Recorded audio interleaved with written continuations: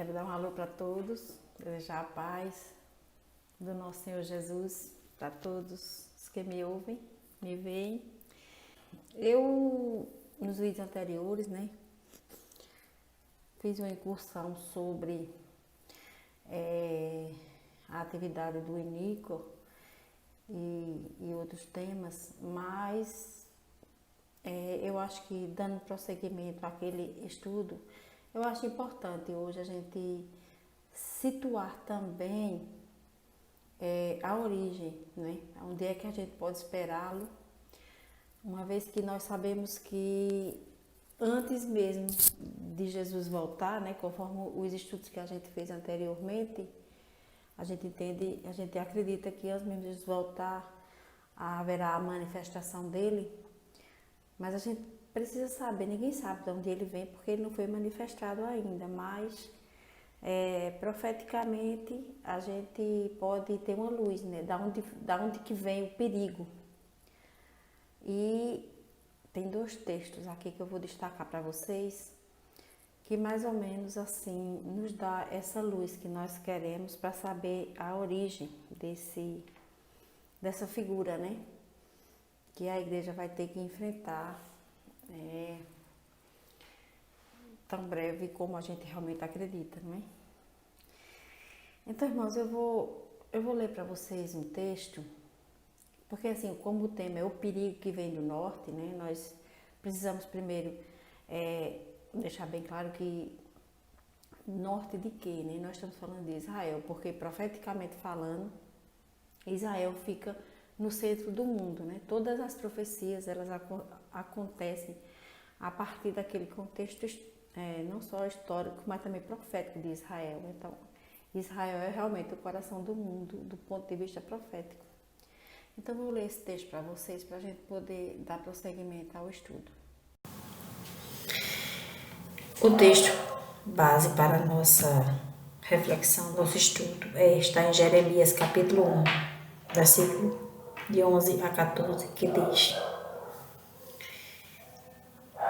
Ainda veio a mim a palavra do Senhor, dizendo: Que é que vês, Jeremias? E eu disse: Vejo uma vara de amendoeira.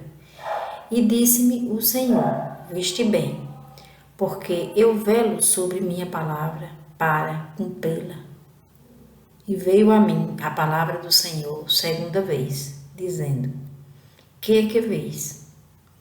E eu disse: Vejo uma panela a ferver, cuja face está para o lado do norte. E disse-me o Senhor: Do norte se descobrirá o mal sobre todos os habitantes da terra. Esse texto, ele faz um relato profético, mas ele retrata muito bem esse ponto de tensão entre Israel e os países vizinhos, os países do norte. A maioria deles, países árabes, que nós também tratamos no vídeo anterior, mas só com conotação histórica. Esse texto, como ele é uma profecia e profecia se projeta para o futuro, ele retrata muito bem o que nós vamos tratar agora nesse vídeo, que é as tensões de Israel com esses países, mais do ponto de vista da geopolítica. Então, minha gente, eu fiz mais ou menos essa introdução para a gente entender que esse conflito, ele é quase primitivo. Mas existem pontos de tensões, que são assim, como fagulhas, dentro de um estupim. E aconteceram nesses últimos dias uns pontos de tensões. Eu vou falar desse último ano. O ano 2020 ele foi um ano atípico. Vamos partir do primeiro momento, que foi a morte do Soleimani, que é o líder de defesa do Irã. Isso acendeu uma ira muito grande do Irã contra Israel.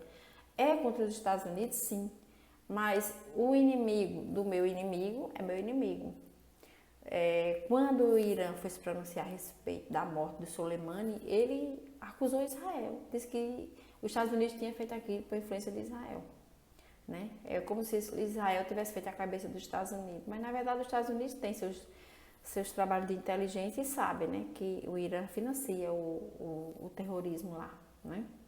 O Hezbollah, eu vou falar mais na frente, o Hezbollah é totalmente financiado por esses países, especialmente o Irã. Então, isso foi um ponto nevrálgico, né, nesse conflito. Depois aconteceram vários atentados suspeitos no Irã, ao longo desses últimos meses, e agora a explosão em Beirute. Né?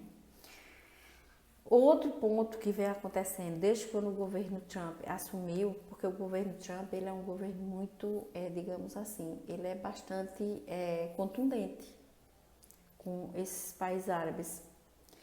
Ele, desde 2018, que as sanções que antes eram aplicadas foram multiplicadas e as que não eram começaram a ser.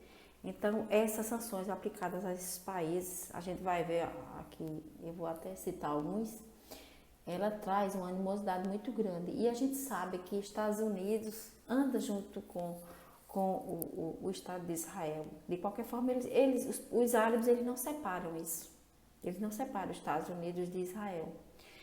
Então, muitos países receberam, né? Alguns países da África, os países da Ásia, né? E Coreia do Norte, os países da América como Cuba. Aí, do Oriente Médio, nós vemos que está recebendo essa moratória dos Estados Unidos, né? Esses embargos econômicos, o Irã, o Iêmen, porque o Iêmen lá, ele sustenta um grupo terrorista, né? No Iêmen, o Líbano, que lá o Hezbollah é sediado no Líbano, a Líbia, a Rússia, a Ucrânia, a Síria, todos esses países, além dos países da África, Sudão do Sul, a Venezuela, que é a América do Sul, o Zimbábue, enfim, muitos países sofrendo sanções econômicas e a Coreia do Norte, muito mais. Mas esses países do Oriente Médio, eles não separam, né? O Ocidente de Israel, eles não separam. Então, isso também é ponto nevrálgico entre eles. Bem, mas agora tem aparecido coisas novas nesse tabuleiro de xadrez no Oriente Médio, né? E eu queria comentar com vocês, porque assim, eu não sou especialista em geopolítica, não entendo muita coisa. Eu gosto de ver alguns vídeos, né? Alguns professores, tem o professor Belay, que eu gosto muito dos vídeos dele. Então, ele falando sobre geopolítica, eu até indico o canal dele, né? Professor Belay. E ele traz para você uma grande compreensão. E é uma coisa muito complexa o que acontece lá no Oriente Médio. Então, ele fez algumas conjecturas logo quando aconteceu aquele atentado, né? A semana retrasada, no Líbano. Ele fez algumas conjecturas que eu achei tão interessante que eu vou até fazer referência aqui. No campo das conjecturas, né? Muitas coisas têm se falado sobre aquele atentado. Mas é realmente um tabuleiro de xadrez, mas tem uma figura aí que está predominantemente se sobressaindo nesse cenário. E, aliás, duas figuras, e vocês vão entender agora. Veja só. A primeira coisa que precisamos saber é, na verdade, quem apoia quem nesse caldeirão, né?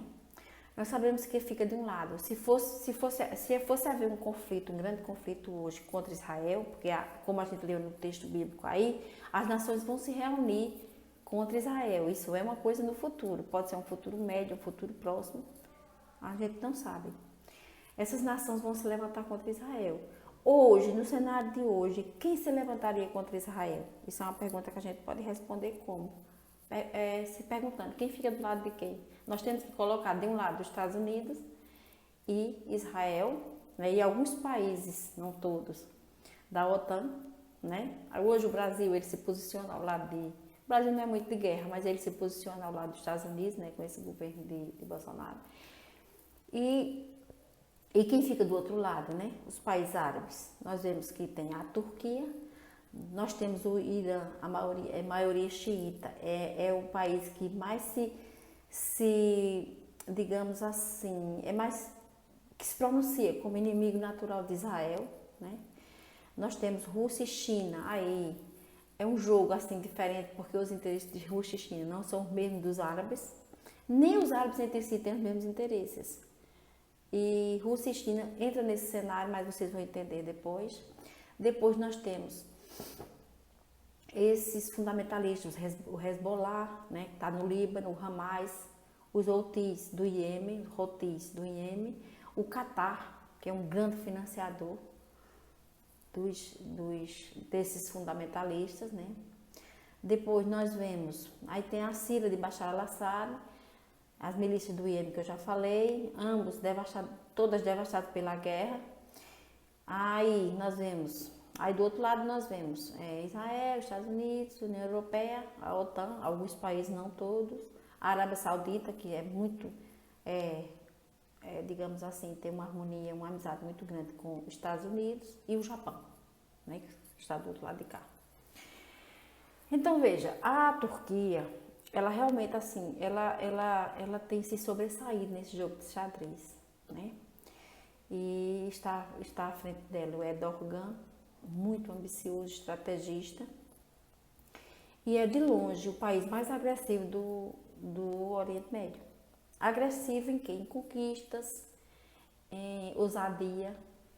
E a gente vai entender isso agora, né? A Turquia hoje é financiada por dois países, né? Um eu vou dizer depois quem é o financiador dela. O primeiro eu vou lhe dizer que é o Catar, né?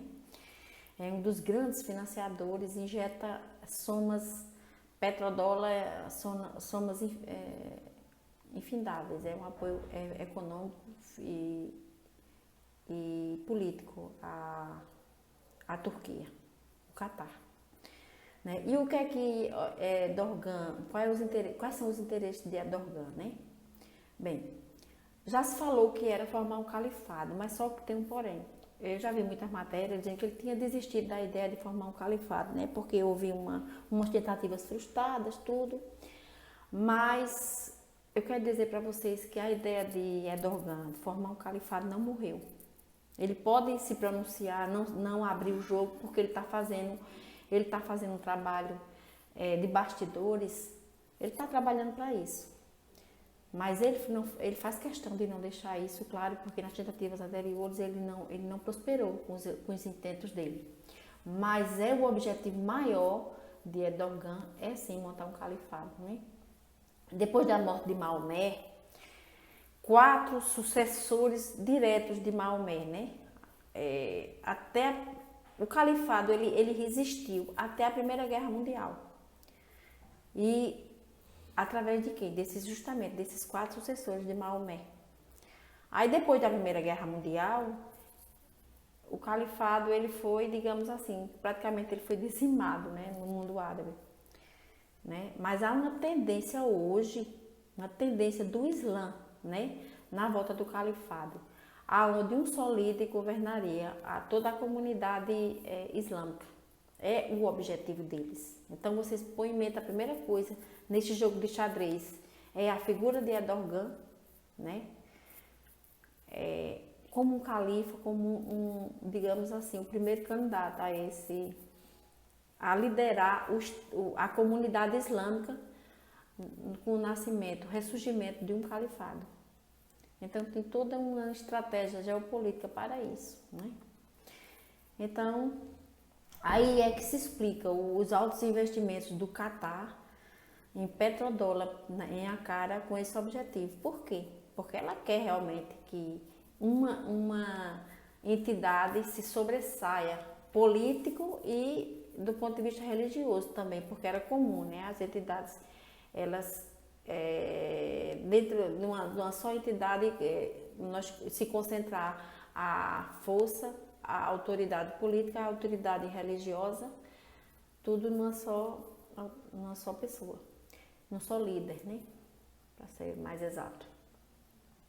Então, para isso, o que é que a Turquia está fazendo? A Turquia ela já está na Síria, ocupando uma boa parte da Síria, além da fronteira, empurrando os curdos para o outro lado.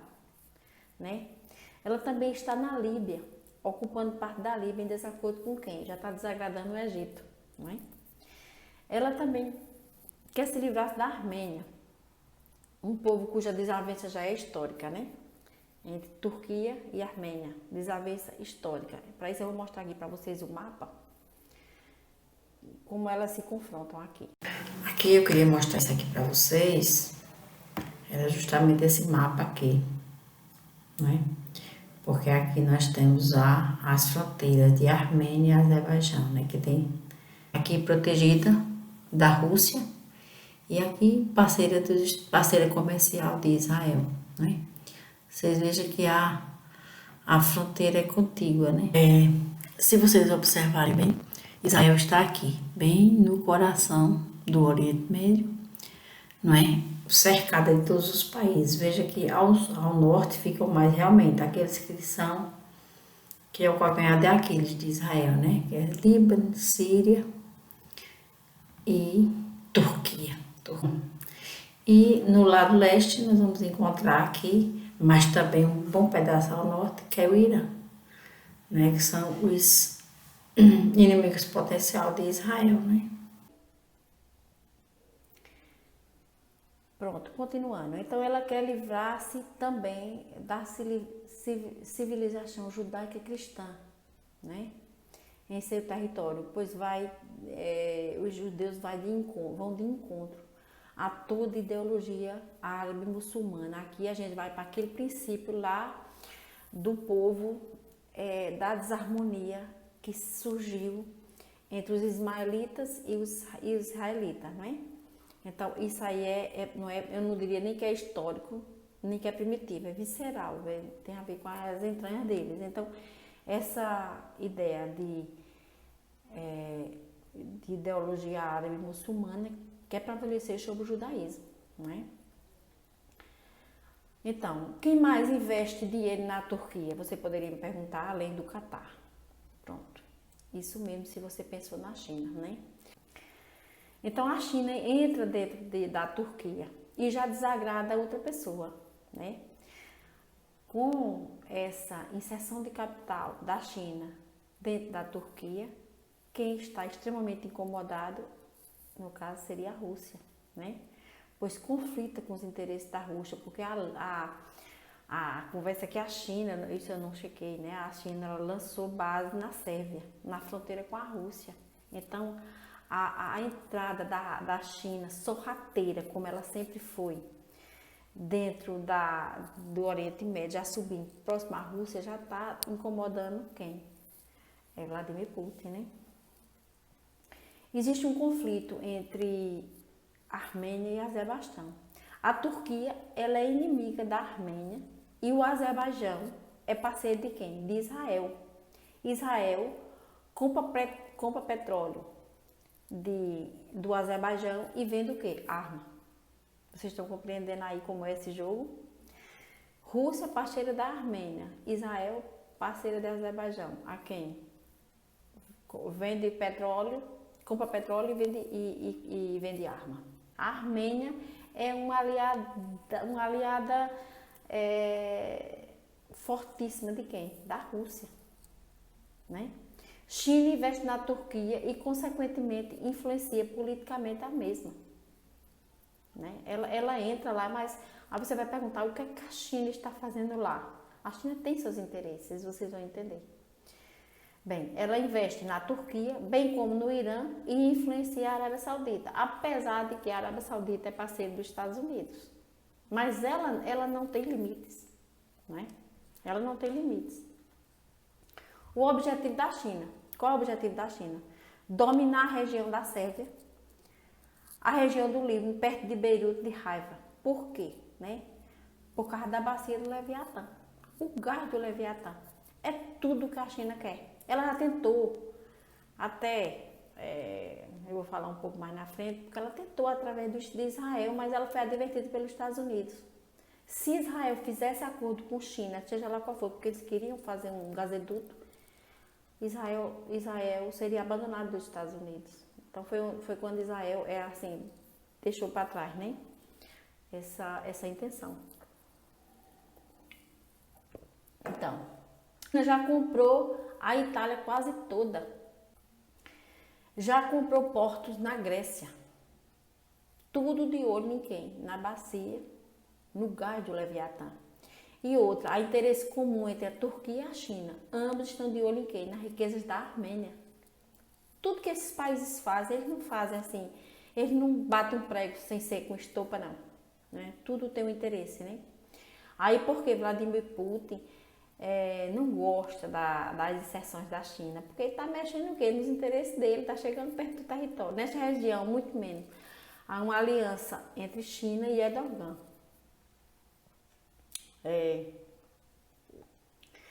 A China está se metendo e se mete. Eu quero até assim fazer um parênteses, porque a gente está falando de Oriente Médio, mas só que tem um porém. Se a gente for olhar as inserções da China agora no Oriente Médio, veja como ela é usada. Mas como ela entrou aqui no Ocidente? Ela chegou nos Estados Unidos, nos países, nos governos anteriores, e ela se esparramou dentro dos Estados Unidos, botou empresas lá, e tem mais, ela entra, mas ela é predadora. Ela copia as tecnologias e lá faz, e depois faz concorrência para tomar os mercados. Entendeu? Ela não tem limite. Ela é predadora na sua essência. E ela tomou o mercado americano de forma muito voraz, nos governos anteriores, né? Roubando, quebrando patente e fazendo um monte de atrocidade. E não, essa abertura os Estados Unidos não tinha lá, né? Os países ocidentes não tinham lá no seu território. E quando Trump assumiu, Trump disse, parou aqui. E Trump começou a embargar as atividades da China e impor sanções e limitar e onerar as tarifas de exportação e tudo. E isso incomodou e a guerra está travada. Desde 2018, uma grande guerra, como todo mundo já sabe. Estados Unidos, uma guerra comercial entre Estados Unidos e China. Que inclusive elas já tiraram até suas embaixadas, né? Os países já foram tirados porque os Estados Unidos acusou a China de espionagem dentro do seu território. Então, a China faz isso nos Estados Unidos, a China fez isso na América do Sul, a China entrou dentro da Venezuela, construiu bases lá, a China entrou na América do Sul, entrou em todos os países da América Central e no Brasil através de alguns governos. Os governos anteriores, a China quase comprou o Brasil uma boa parte de muitas empresas. E agora, com os governos de Estado que têm aliança com a China, ela continua trabalhando. Ela está entrando por túneis, ela não está entrando pelo governo constituído pelo povo, não, que seria o nosso presidente. Ela está entrando pelas vias secundárias. Então, ela é muito agressiva. E, logicamente, que Vladimir Putin, já sentindo isso, né, já acendeu todas suas antenas e dizer, epa, peraí, vamos com calma. Porque ela sabe que ela é muito voraz e ela é sorrateira. Então, veja, ela chegou lá no Oriente Médio e ela está fazendo uma devassa muito grande. Então, esse acontecimento lá no Líbano, né, foi realmente assim um start, um ponto neurálgico que acendeu toda uma centelha, né? É notória a relação do Irã com o Hezbollah, né? Esse acidente lá no porto do Líbano trouxe muito prejuízo, né? Porque o Hezbollah ele já é bastante pesado para o Líbano, né? Porque ele praticamente quebrou o país, né? Porque ele usurpava a riqueza do povo do Líbano, né?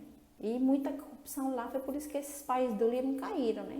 Uma semana depois eles entregaram o poder, uma semana depois. Mas é porque realmente era muita corrupção e a coisa está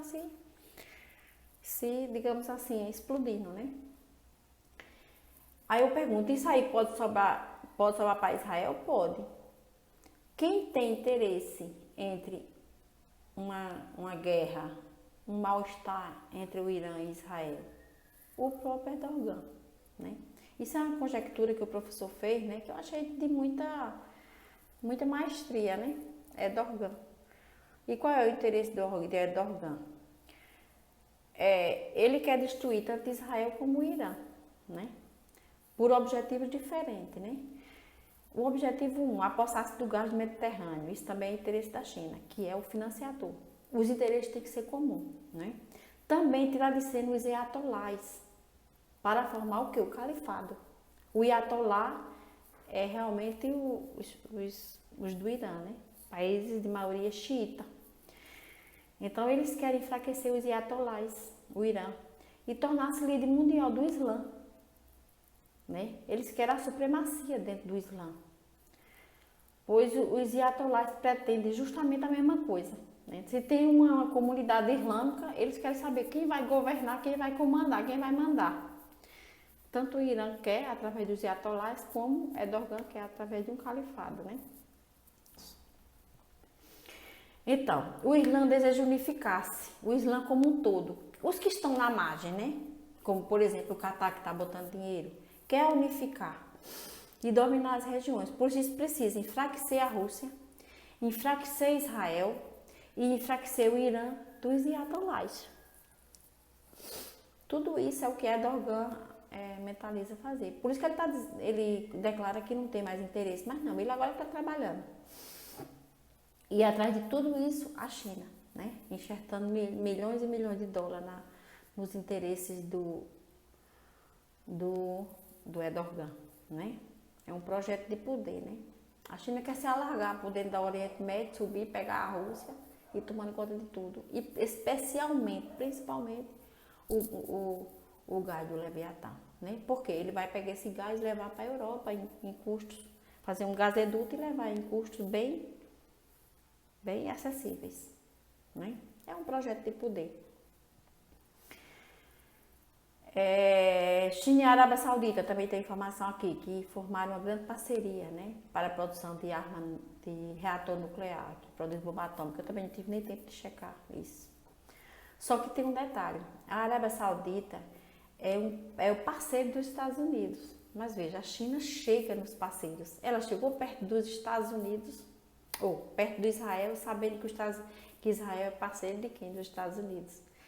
Tentou chegar no Brasil, mas viu que o governo atual não deu, mas entrou pelos estados, né? E chegou na Arábia Saudita sabendo que a Arábia Saudita é parceira dos Estados Unidos. O Irã, ele é inimigo da Arábia Saudita. O Irã é inimigo dos Estados Unidos. O Irã é financiado pela China, logo é parceiro da China. E os Estados Unidos estão em guerra comercial com a China, como a gente sabe, né? Então, vocês estão vendo que isso realmente é um tabuleiro, eu diria que é um tabuleiro de xadrez, é muito mais, é um crochê, não é? Interesse em comum entre Irã e Rússia. Qual é o interesse em comum? Se há um interesse é influenciar, limitar a influência dos Estados Unidos na região, né? Porque tanto Irã como a Rússia não quer que os Estados Unidos seja preponderante naquela região, né? Oriente Médio e Ásia Central. O interesse pessoal da Rússia, manter o status de superpotência, né? Porque ela já figurou naquela região, né? Do Oriente Médio, da Ásia, como uma superpotência. Ela quer manter isso, né? Do mesmo jeito, o interesse pessoal do Irã, né? Voltar a ter um papel importante nesse cenário, né? Os ayatolás, né? Já foram bastante, na década de 70, na década de 80, os ayatolás eram preeminentes.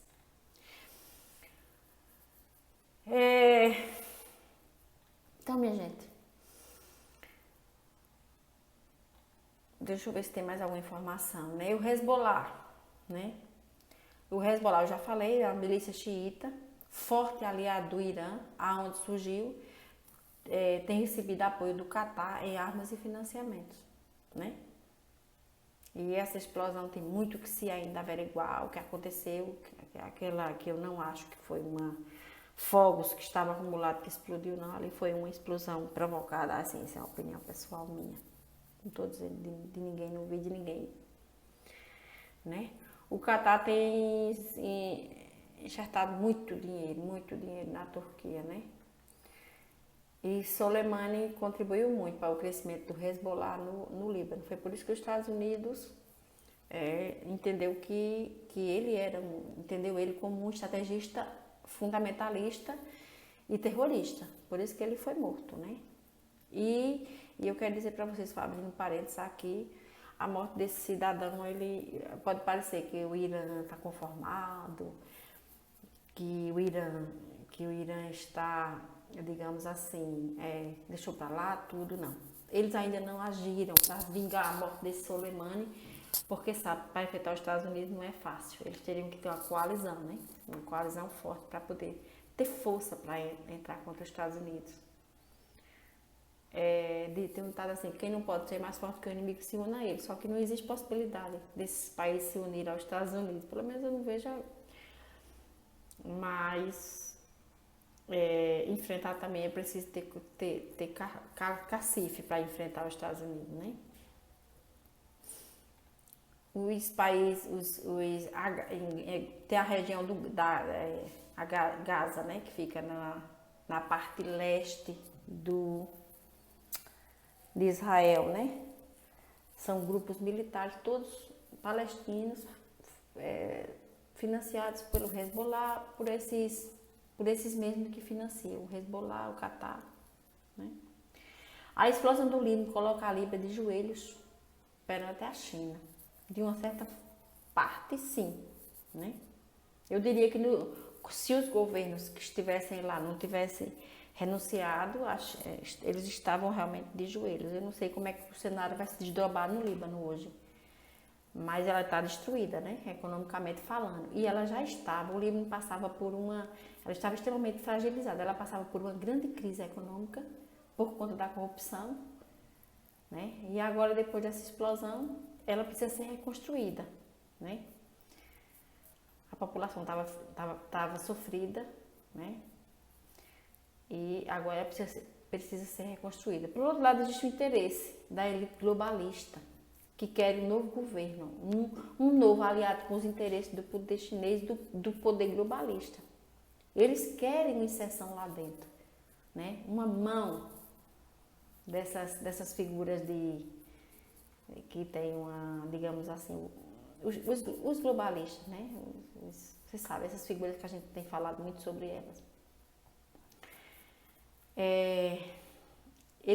Assim, o professor até enumerou bem direitinho, ele disse assim, que eles querem a Rússia e querem o povo russo, não querem Vladimir Putin. Por quê? Porque Vladimir Putin não se afina com as ideologias desses globalistas, né, da China e desses outros que estão se incessando, entrando dentro desses países, né? Tanto é que tá havendo até assim influências de rebeliões dentro da Rússia, coisa que nunca aconteceu. Estão esquadrinhando a vida pessoal de Vladimir Putin como nunca aconteceu. Eles eram muito reservados. E, no entanto, está acontecendo. Por quê? Influenciado pelos globalistas. Tudo aquilo que aconteceu nos Estados Unidos, aquele negócio dos negros, aquelas revoluções dos negros, black, não sei qual é a palavra em inglês. Aquele influenciado pelos globalistas tem um poder ali econômico que está por trás, logicamente a gente já sabe disso. É a mesma que está entrando lá, fazendo o mesmo trabalho via Oriente Médio para chegar na Rússia, para enfraquecer o governo de Vladimir Putin, né? Coisa nunca vista antes. A China ela tem interesse na reconstrução do porto de Beirute, mas ela quer reconstruir nos moldes chinês. Por quê? Porque para usufruir o gás do Leviatã, né?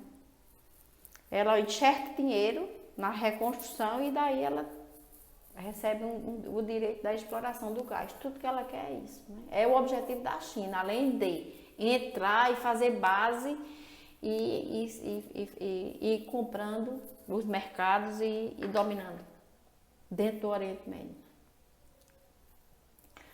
Os russos, por sua vez, estão fora, né, do interesse da China.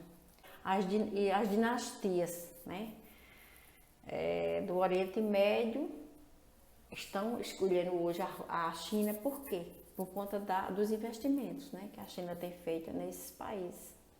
E a Rússia está sendo deixada de lado, né? Então é isso, minha gente. Isso é um pequeno, digamos assim, uma amostra do tabuleiro de xadrez, mas eu diria muito mais do que isso, né? É um campinado, E tem outras coisas que a gente depois queria ver, mas eu acho que senão o vídeo vai ficar muito grande. A gente vai deixar para outra oportunidade. Então, vamos voltar só para a gente fechar o vídeo. Eu queria apenas mostrar para vocês aqui que quando a Bíblia fala assim, né, aqui em Jeremias 1, que é o texto base do vídeo, né? O que é que vê Jeremias? E disse o Senhor, assim, e veio a minha palavra do Senhor pela segunda vez, dizendo, o que é que vês? E eu disse, vejo uma panela a ferver, cuja face está para o lado do norte. E disse, meu Senhor, do norte se descobrirá o mal sobre todos os habitantes da terra. Então, minha gente, logo se vê que não existe amizade do povo árabe. O povo, porque o acordo da era foi firmado agora. Esse acordo é uma porta de entrada para os outros que virão, que formará com os países árabes, a maioria dos países árabes. Só que esse acordo, do ponto de vista profético, como está lá em profeta Daniel, né, ele será quebrado, né? No meio, esse acordo será quebrado, 3 anos e meio, e depois que esse acordo for quebrado, sim, aí se desembanhará uma verdadeira atrocidade contra Israel. Mas o Senhor, ele está velando, não só para cumprir sua palavra, mas também para defender Israel e para defender o seu povo. Por isso que o povo de Deus não precisa ter medo.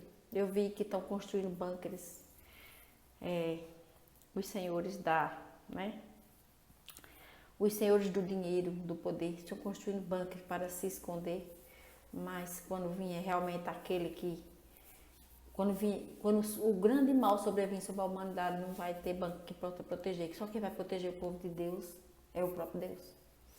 Então, irmão, vamos orar e pedir que Deus nos proteja, nos faça cada vez mais consciente do que nós estamos vivendo hoje, do papel que nós estamos, nós precisamos desempenhar, não é? É de pessoas orantes. Nós precisamos orar por Israel, porque na paz de Israel nós teremos paz, mas as profecias elas vão se cumprir, né? Mas cedo ou mais tarde elas vão se cumprir. E a gente tem que estar apostos para esperar o que o Senhor vai fazer, né?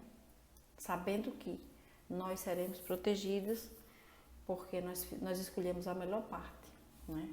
Vamos orar para que Deus esteja conosco e seu Espírito Santo seja sempre nos ensinando e nos protegendo. Amém? Pai amado, Deus maravilhoso, nós agradecemos por tudo, por tua palavra, por tua proteção, Pai, porque nós escolhemos a melhor parte, porque tu estás conosco, Pai, que nós não teremos medo, Pai. Ainda que as águas tumultuem e estuem, está conosco o Senhor dos Exércitos.